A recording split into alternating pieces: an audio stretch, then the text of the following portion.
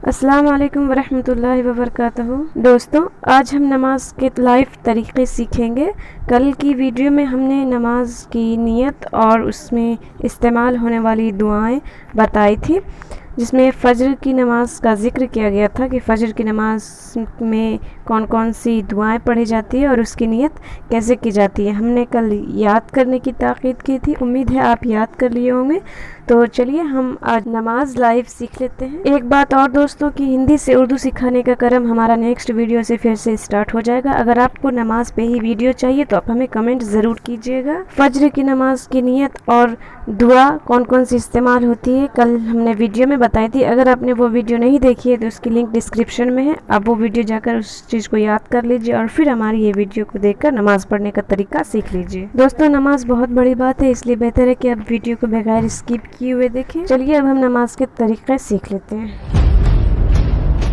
दोस्तों, नमाज पढ़ने का सबसे अफसल तरीका है कि बावज़ू होकर आप किबला रुख खड़े हो जाएं और उसके बाद अपने दोनों हाथों को इस तरह से कानों तक, उसके बाद आप फजर नमाज की नियत जो मैंने बताया वो पढ़ें। नियत पढ़ने के बाद अल्लाह अकबर कहते हुए इस तरह से अपने हाथों को नाफ के नीचे बांध लें। अगर आप मर्द हैं तो आप अपने दोनों पैरों को 4 उंगलियों की दूरी पर रखें। इसके बाद सना पढ़ें। सना हिंदी में अपनी प्रीवियस वीडियो में बता चुकी हूँ, उसकी लिंक डिस्क्रिप्शन में है, देख लें। इसी हालत में सना के बाद औज़ु बिल्लाहि मिनश शैतानिर रजीम बिस्मिल्लाहिर रहमानिर रहीम पढ़ें। उसके बाद अलहम्दु शरीफ पढ़ें। इसी हालत में अलहम्दु शरीफ पढ़ने के बाद आमीन आहिस्ता से कहें। उसके बाद कुल हुवल्लाहु अहद जो सूरह है वो पढ़ें एक बार। अब अल्लाहु अकबर कहते हुए रुकू में जाएं। घुटनों को हाथ से पकड़ लें इस तरह से कि हथेलियां घुटनों पर फैली हो। इसी हालत में रुकू की दुआ 3 बार पढ़ें। मैं अपनी प्रीवियस वीडियो में बता चुकी हूँ कौन सी दुआ पढ़नी है, फिर भी मैं बता देती हूँ। रुकू में जाने के बाद सुभान रब्बियल अज़ीम 3 बार पढ़ना है। अब समी अल्लाहु लिमन हमिदा कहते हुए इस तरह से सीधे खड़े हो जाएं। अब रब्बना लकल हम्द अल्लाहु अकबर कहते हुए इस तरह से सजदे में जाएं। सजदा इस तरह से करें कि नाक की हड्डी ज़मीन से छू जाए और फिर 3 दफ़ा सुभान रब्बियल आला, सुभान रब्बियल आला, सुभान रब्बियल आला कहते हुए उठें, बैठ जाएं। फिर अल्लाहु अकबर कहते हुए दूसरा सजदा करें। सजदे की दुआ पढ़ें सुभान रब्बियल आला 3 दफ़ा। अब सजदे से उठकर खड़े हो जाएं। नमाज में खड़े होने का जो तरीक़ा बताई, उसके बाद सिर्फ़ बिस्मिल्लाहिर रहमानिर रहीम कहें और फिर अलहम्दु शरीफ पढ़ें एक बार और फिर कुल हुवल्लाहु अहद 1 दफ़ा पढ़ें। अब रुकू में जाएं। रुकू इस तरह से करना है कि आपकी हथेलियां आपके घुटनों तक छू जाए। रुकू की दुआ पढ़नी है सुभान रब्बियल अज़ीम 3 दफ़ा। उसके बाद फिर खड़े हो जाएं।